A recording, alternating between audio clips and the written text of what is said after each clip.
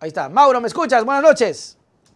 Fuerte y claro, estimado Nelson, muchas gracias por la paciencia. Mi computadora empezó a actualizarse ese momento. Maldita mala suerte, pero así No se pasa a preocupe. veces. No se preocupe. Así mismo es, mi querido Mauro. Las computadoras se vuelven locos. Mientras no nos volvamos locos nosotros, no pasa nada. Aunque a veces poco falta con las cosas que pasan en el mundo y en el país sobre todo. Bueno, usted sabe que siempre va a haber cosas que decir con el país. Precisamente, mi querido amigo Mauro, lo que ocurre en la Asamblea Nacional. ¿Qué va a pasar? ¿Hasta cuánto se puede estirar el tema de la Asamblea? O Yori, ¿hasta cuánto puede estirar el tema? A ver, es importante arrancar bajo el antecedente de este tema. ¿Se quiere destituir a Guadalupe Llori en su calidad de presidenta de la Asamblea o se quiere destituirla en su calidad de legisladora? Y creo que este es el primer elemento que debemos diferenciar. No se busca destituirla en su calidad de parlamentaria, es decir, que pierda su curul, su banca en la Asamblea Nacional, porque lo que se pretende es que ella deje de presidir el órgano colegiado llamado Asamblea Nacional. La siguiente pregunta, ¿existe sustento, basamento jurídico para alcanzar este propósito? Por supuesto que existe. El artículo 18 de la Ley Orgánica de la Función Legislativa, reformado en el periodo anterior, y estas reformas entraron en vigencia justamente en mayo del año pasado para este nuevo periodo parlamentario, prevé que se puede destituir a cualquiera de las autoridades del CAL, no solo a la presidenta, sino también a cualquiera de los dos vicepresidentes o a cualquiera de los 4 vocales del CAL. Y el artículo 18 remite, a su vez, al artículo 166 de la Ley de la Función Legislativa para seguir el procedimiento y el trámite correspondiente, porque la ley dice que se seguirá el mismo trámite previsto para la destitución de un asambleísta. Ese trámite se aplicará cuando se trate de un caso de la destitución de una autoridad del CAL. Consecuentemente, existe basamento jurídico. ¿Y cuál es el tercer aspecto? La razón por la cual se la destituiría como presidenta de la Asamblea: por incumplimiento de funciones, que así lo señala también el artículo 18 de la Ley de la Función Legislativa. Ya en términos democráticos y en términos políticos, para cerrar esta primera parte de mi intervención, si es que ya demostramos que existe sustento jurídico, desde otra perspectiva estrictamente democrática, ¿esto es legítimo? ¿Destituir una autoridad del CAL, una autoridad de la Asamblea por incumplimiento de funciones? Absolutamente. Ya se ha hecho Claro que también. es legítimo. Claro que es legítimo. Primero porque te estoy demostrando que existe una norma expresa que permite, que viabiliza, que abre este camino y un procedimiento señalado en la ley. Y segundo, en términos democráticos, las mayorías ponen autoridades, pero las mismas mayorías pueden sacar, quitar esas autoridades cuando no han dado la talla, cuando no han cumplido sus funciones, cuando han hecho mal su trabajo, cuando no han llenado las expectativas o cuando han incumplido sus promesas de campaña. Entonces, en un órgano colegiado, la propia mayoría legislativa que en su momento le designó a ella como presidenta, puede decirle: vea, señora, usted incumplió funciones, su conducta se adecua a este hecho puntual, y el pleno de la Asamblea, con 70 votos, luego de un proceso que hay que sustanciar en una comisión multipartidista conformada por 5 miembros, podría bien así decidir su destitución como presidenta, y ella regresa a ser una asambleísta más, como los 136 restantes que junto a ella pues conforman los 137 legisladores. Que a propósito ya pasó, pues, Mauro, con el señor Pepe Serrano, cuando lo barajaron, y ahí no había, según tengo entendido, reglamento que pueda viabilizar, y sin embargo se dio. Y estaba escuchando las declaraciones del presidente del PSC, no Nebot, sino Serrano, donde decía que justamente en esa época votos del partido Creo sacaron a Serrano, y allí nadie declaró que era golpe de Estado, que se iban a tomar la Asamblea. Hubo un caos, hubo una situación engorrosa por esta llamada telefónica y este acercamiento entre Serrano y Polit, y la Asamblea dijo: nones, no podemos tener a alguien de ese nivel. Un aspecto por eso. Y por el otro, Mauro, ¿hay causales realmente para que Yori sea separada de la presidencia del CAL? De la Asamblea, perdón. Correcto. A ver, dividamos porque tú me planteas dos Ah, aspectos, ¿verdad? El primer componente, el antecedente de José Serrano, que muy bien lo traes a colación. Mira, cuando se destituyó a José Serrano de la presidencia de la Asamblea, se lo hizo con los votos de Creo. Y ahí ninguno de ellos dijeron, esto es un golpe de Estado, una mayoría se quiere tomar de forma abusiva la legislatura. No, pues ahí todos aplaudieron. así es. A pesar, y te lo digo con absoluta honestidad intelectual y honestidad jurídica, en el caso de José Serrano no existía un procedimiento reglado previsto en la ley para llegar a consumar lo que efectivamente se consumó, que fue su destitución. No existía un procedimiento. De hecho, y cuidado, se va a pensar que yo le estoy defendiendo a José Serrano, no Claro. tengo por qué hacerlo, pero en estricto derecho, mira, la conducta de él, esta conversación telefónica con Carlos Poli de la famosa frase del compadrito lindo que Compadrito lindo. tanto revuelo causó, esa conducta, ese comportamiento no se adecuaba a ninguna infracción que en esa época haya estado vigente o haya sido susceptible de una sanción por parte de la ley de la función legislativa. Por eso recordarás tú y nuestros amigos y amigas que nos están escuchando, José Serrano argumentaba que se violó el debido proceso, que su destitución fue inconstitucional, que fue ilegal, que no existía un procedimiento en la ley, peor aún, una sanción que se adecue a la supuesta conducta que él había cometido, porque eso ni siquiera era en estricto derecho una infracción, pues, o sea, Claro. más allá de haber sido una conversación antiética, inmoral, Así es. fuera de tono, lo que tú quieras, pero jurídicamente no se ajustaba a ninguna conducta. Sin embargo, la mayoría del momento, le importó un comino que exista o que no existe un procedimiento, que eso se adecue o no se adecue a una infracción que ni siquiera existía en estricto derecho en la ley y lo destituyeron.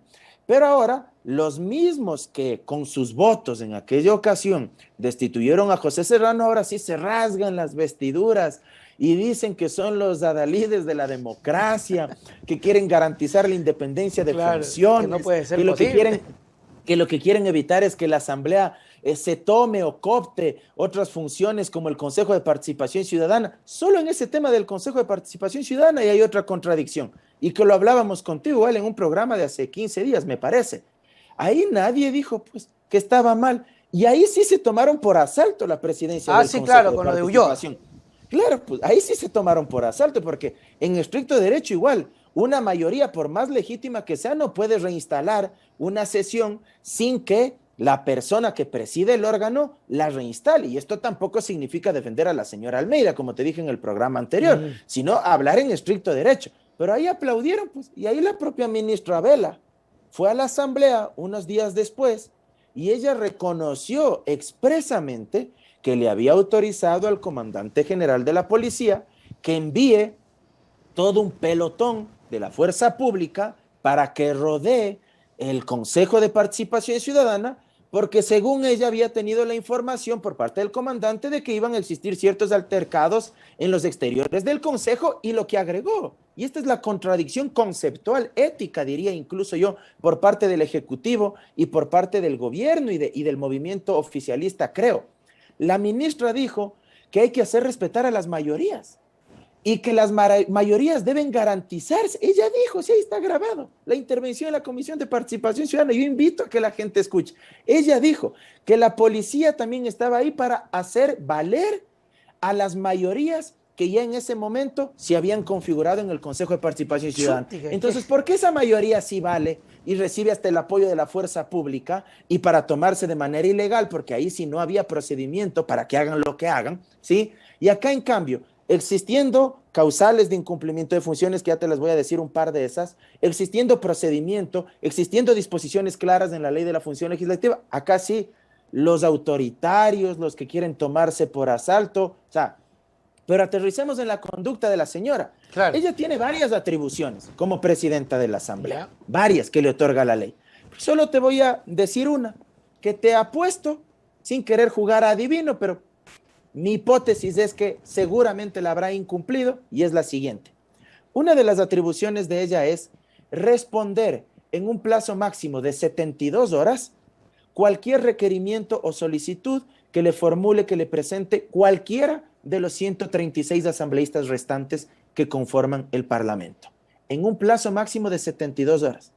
Te apuesto que habrá oficios, solicitudes, requerimientos que le habrán formulado a ella los demás legisladores y que los habrá respondido en 5 días, en 8 días, en 30 días, y habrá otros que hasta capaz las tiene guardados en la gaveta de su escritorio y que hasta ahora reposan el sueño eterno de los justos, como se dice popularmente. Solo eso ya sería incumplimiento de funciones. Pero te abono otra más.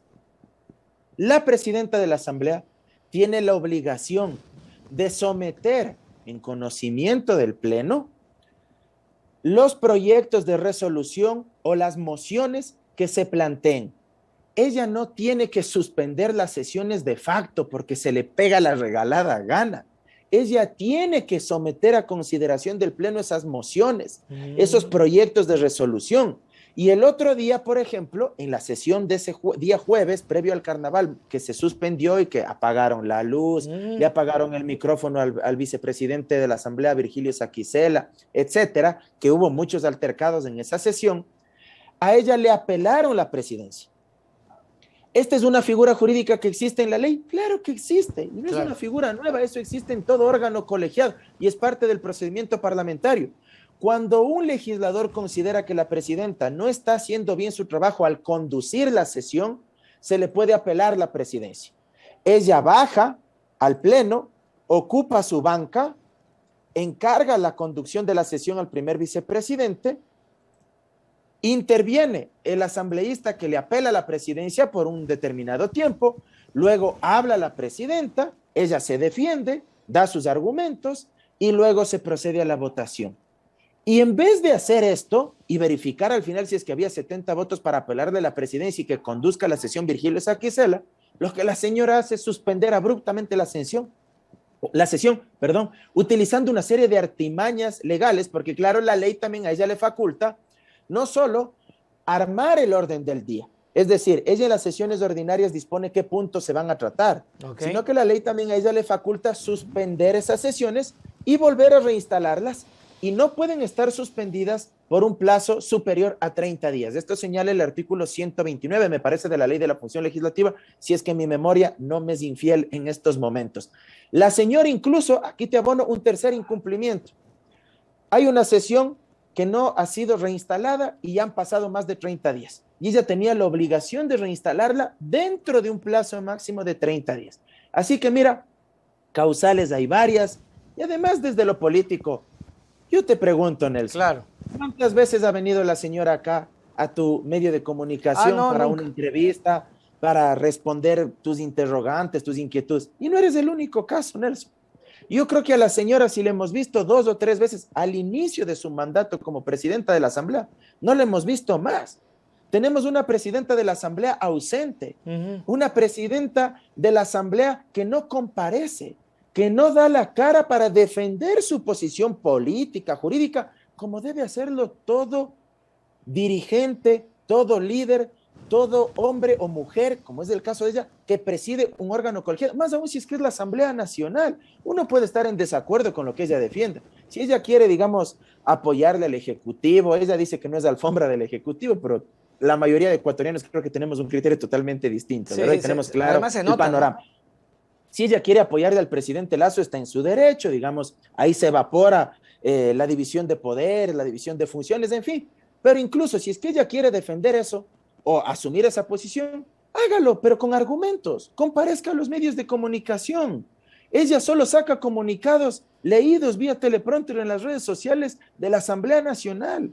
Y eso no es justo. Yo no recuerdo una presidenta de la Asamblea con tantas falencias, con tantos errores como la señora Yori. Y yo no tengo nada personal con ella, pero creo que es evidente y notorio. Más allá de las ideologías, creo que es la presidenta que mayores limitaciones ha demostrado dirigiendo el Parlamento ecuatoriano. Y no solamente es el criterio de que de pronto puedan creer que solamente es el sector de UNES, porque de pronto pueden alegar eso. No, el Partido Social Cristiano y algunos independientes creen que efectivamente la señora no está cumpliendo, no está dando la talla Tienes mucha razón, Mauro, no me había percatado, pero es verdad, acá sinceramente se trata de invitar a todos, pero no todos aceptan, pero tienes razón, y ahorita que acotas eso, se me viene a la cabeza otro caso, el señor vicepresidente también es ausente, ¿no?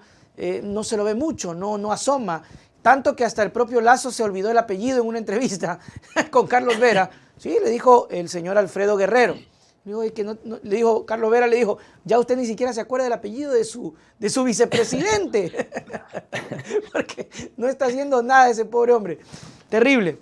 Mauro, entonces, ¿qué puede pasar ahora en adelante? Yo escuchaba que el señor Ronnie Aliaga planteaba la idea de autoconvocarse. ¿Se puede o no se puede autoconvocar los asambleístas? Otros elementos que se derivan de lo que tú me planteas. Empecemos por tu pregunta. ¿Se puede autoconvocar el pleno ya que la señora no se le pega la gana? Vemos una indolencia política, institucional y no quiere instalar una sesión física y quiere usar, digamos, ciertas argucias legales para hacerlo vía telemática. Ante esto, ¿se puede autoconvocar el pleno? Claro que puede. El artículo 5 de la Ley Orgánica de la Función Legislativa señala que se puede autoconvocar bajo el pedido o la solicitud de la mayoría calificada, de los 2/3 de la Asamblea. Okay. Y esto de conseguirlo es bastante complejo, también hay que decirlo, porque la mayoría calificada, ¿cuántos votos implica? 92 voluntades de 137 legisladores. No es solo mayoría absoluta. Para destituirla como presidenta de la Asamblea y que vuelva a ser legisladora común y silvestre, hablemos así, y ocupe una de las comisiones y deje de presidir la Asamblea, solo mayoría absoluta, 70 votos. Para que se autoconvoque el pleno, ya que la señora no quiere hacerlo, mayoría calificada, 92 votos. Eso Entonces, es lo complicado. Desde lo político es bastante complicado, Claro. pues, porque ya vemos que algunos independientes, que el bloque de Creo, digamos, le sostienen políticamente a la señora y obviamente hacen todo lo posible para evitar, pues, que ella sea destituida. Pero aquí, mira, también hay que considerar otra cuestión. La señora utiliza una serie de artimañas jurídicas porque la ley, que fue reformada, reitero, y que entró en vigencia estas reformas en mayo del año pasado, ante la pandemia del COVID, señaló que se pueden instalar también sesiones telemáticas por casos fortuitos de fuerza mayor o cuando las causas así lo justifiquen. Pregunto yo, si ya previo al feriado de carnaval, el propio COE y las autoridades de turno abrieron, ya permitieron, nos dieron rienda suelta, por llamarlo de alguna manera, para que ya las restricciones prácticamente sean casi que mínimas o prácticamente inexistentes, ¿qué caso de fuerza mayor o de caso fortuito puede argumentar la señora? ¿Qué causa justificada puede ella argumentar, puede motivar, puede demostrar para que les convoque vía telemática a las sesiones del Pleno o a las sesiones del Consejo de Administración Legislativa? La señora, ¿por qué hace esto? Porque ella sabe que si convoca sesiones telemáticas vía Internet, ella puede manejar a su gusto y complacencia quien habla, puede apagarles el micrófono, puede o no puede darles la palabra. Es lo mismo que tú poniendo un caso hipotético, si tú te molestas conmigo, me apagas este rato el micrófono y aunque yo me pare de cabeza acá detrás de mi ordenador, no voy a poder hacer nada, ¿verdad? Tú tienes el poder, el control de permitirme hablar o no aquí. Pues la señora seguramente al verse ya perdida la mayoría, porque es una presidenta caída, como yo lo he denominado, ya sin legitimidad, la señora dice, telemáticamente puedo tener mayor control, no me van a hacer barullo, no me van a hacer problema, yo les controlo con Secretaría General, les apago el micrófono, en fin. Pero esto incluso viene a ser, digamos, bastante discutible y bastante forzado desde lo jurídico. Reitero, porque incluso las restricciones ya han sido casi que evaporadas, pues, y porque además ya se estaba sesionando en la Asamblea también de forma presencial. Claro, y también supuestamente ya estamos mejorando, creo, el tema. Ya. Y me parece vergonzoso que la señora convoque a una sesión del Pleno sábado a las 10 de la noche, previo al feriado de carnaval, vía telemática. Bueno, ¿dónde estamos? O sea, el propio presidente Lazo dijo, pues, que aparentemente en mayo de este año vamos a ser el primer país de Latinoamérica libre de COVID. y la señora quiere seguir convocando vía telemática. Eso te iba a decir, claro, eso te ¿Por qué no le dice, a su coidiaria, porque la señora se ha vuelto casi que una coidiaria de él? ¿Por qué no le dice que convoque presencialmente? Que Ecuador ya está pues en proceso de ser el primer país de Latinoamérica prácticamente libre de COVID. Entonces, mira, hay una serie de argucias legales que se están utilizando para tratar de evitar lo inevitable. Ojalá la señora, cierro con esta idea, sea menos indolente y sea más sensible con la situación institucional y política del país, porque en términos democráticos, una presidenta que ya no goza del apoyo de la mayoría absoluta es una presidenta caída, es una presidenta que ya no tiene legitimidad. Y esa presidenta lo que tiene que hacer es dar un paso al costado y permitir que sea otra persona quien conduzca el Parlamento ecuatoriano. Incluso por el bienestar de todos los proyectos que se vengan, porque no hay un buen ambiente, no se está trabajando bien, pero también hay una preocupación, Mauro. ¿Qué pasa si, qué pasa si no se pueden autoconvocar y los asambleístas van por la estrategia de no darle quórum? No le doy quórum, no le doy quórum. ¿Hasta qué punto pueden utilizar esta estrategia sin que existan proyectos importantes que por no tener debate vayan por el Ministerio de la Ley? Oiga, antes de responderle a su pregunta, por acá alguien en mi familia, porque me está acompañando alguien y me dice que dónde compró ese sombrero, que por favor recomiende el local para ir a comprar uno. Yo no puedo comprarme porque obviamente no me va a quedar a mí ese sombrero. Ya sabe usted el apodo al que todo el mundo me hace referencia. Entonces, claro, como soy un poco cabezoncito, pues no me va a entrar. Pero acá en el departamento están acá contentos con el sombrero. Así que, ¿dónde se puede conseguir su sombrero? Bueno, yo lo compré acá en Guayaquil en el mercado artesanal, precisamente que vienen productos de la sierra. Entonces es de paja toquilla. Entonces, sí, en el mercado artesanal, un bonito lugar, usted de todo encuentra ahí. Allá, muy bien, así que bueno, ya acá por acá ya escucharon, así que ya saben dónde se puede conseguir el sombrero, ¿no? Por favor, ya saben dónde se puede conseguir. A ver, volviendo al tema, lo que tú me planteas. Es obvio que si es que ya hay una nueva mayoría, tampoco podemos ser tajantes en este sentido, porque es una mayoría del otro lado también débil, como era la mayoría de la propia señora Yori y del señor Lazo. Fíjate tú que en la sesión del sábado de carnaval, pocos faltaron para que exista quórum y se instale esa sesión vía telemática. Tampoco era una cosa muy contundente. Correcto, existieron 67 legisladores conectados. Ojo, faltaban 3 legisladores más y había el quórum reglamentario y la sesión se reinstalaba.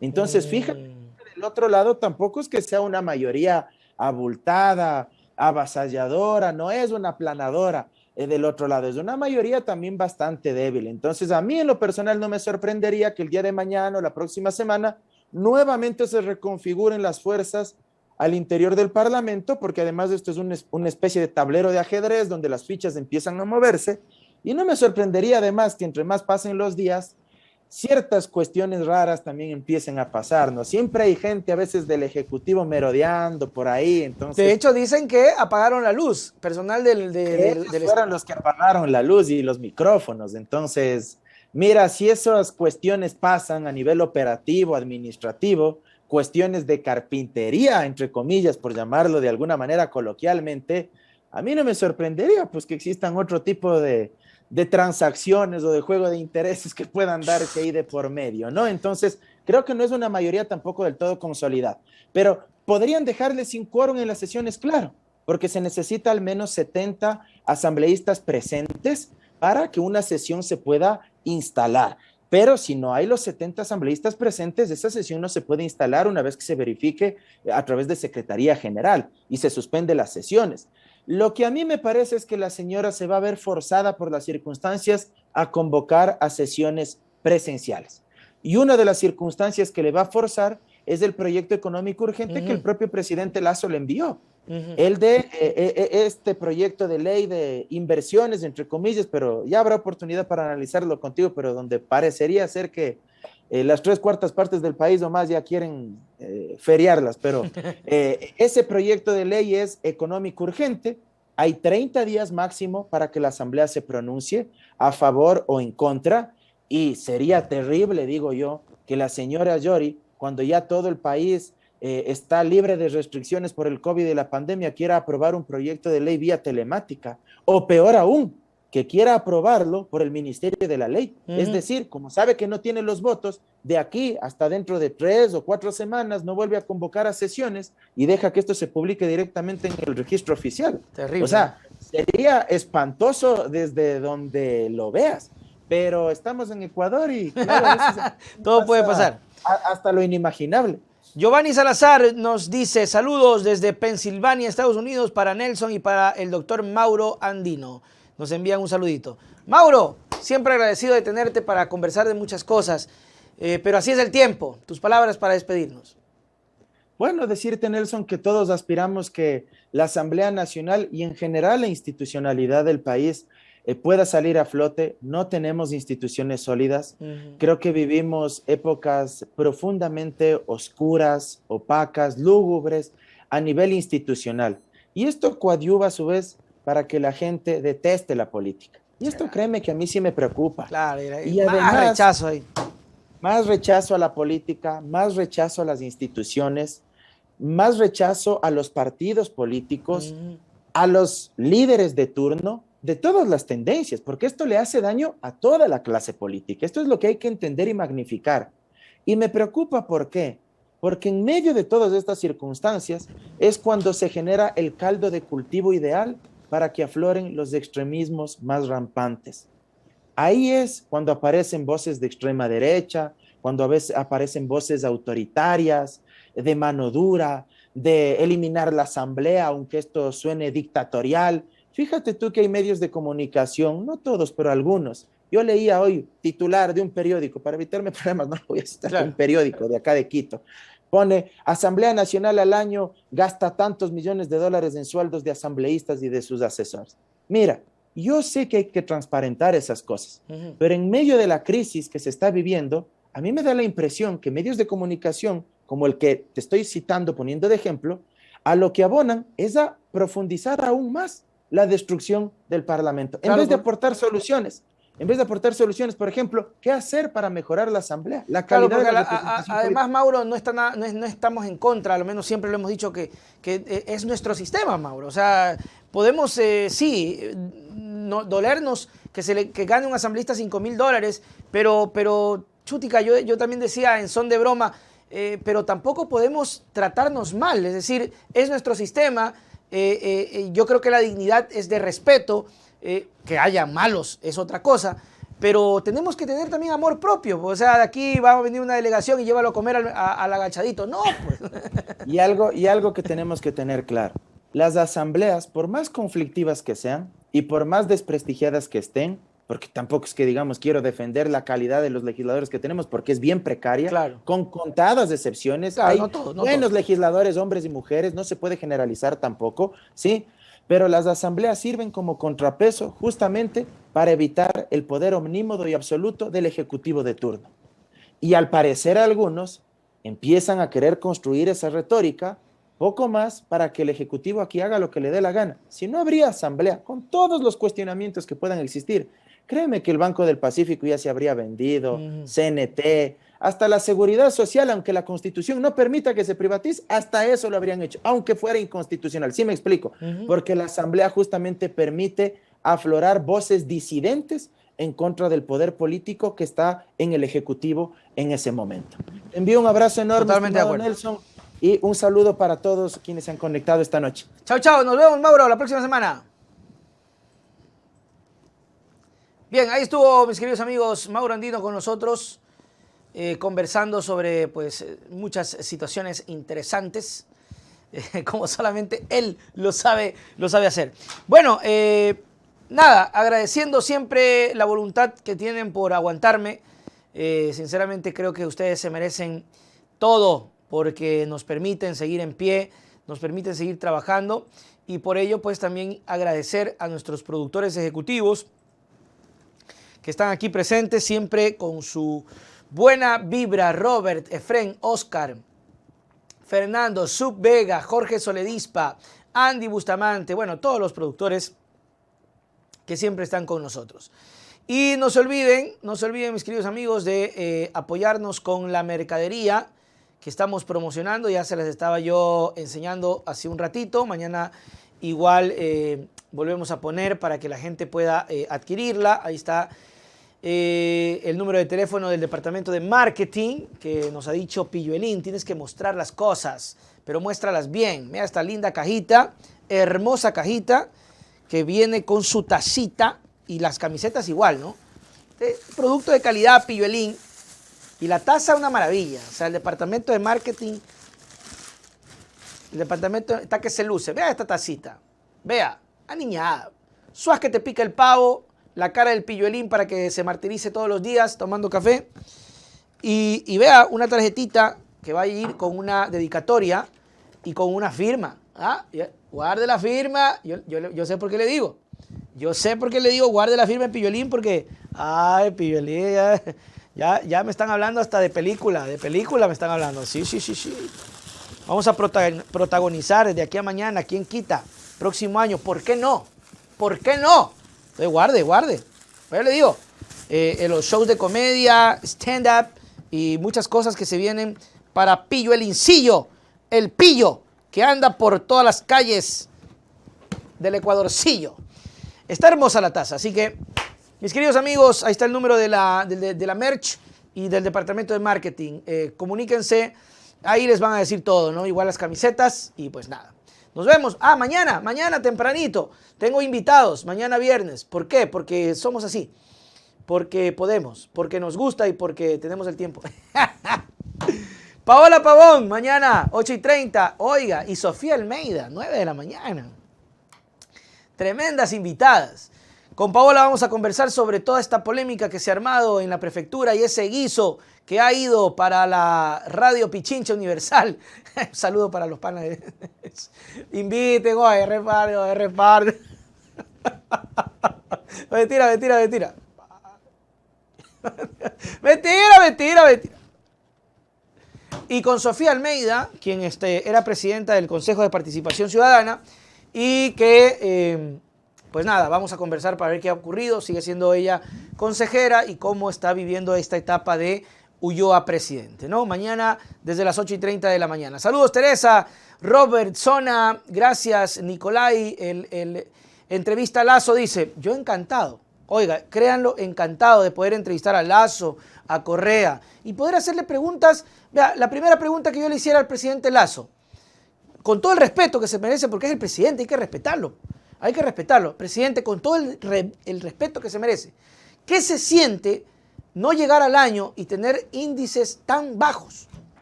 Es lo primero que le preguntaría. Para que por lo menos le haga un poquito de conciencia y diga...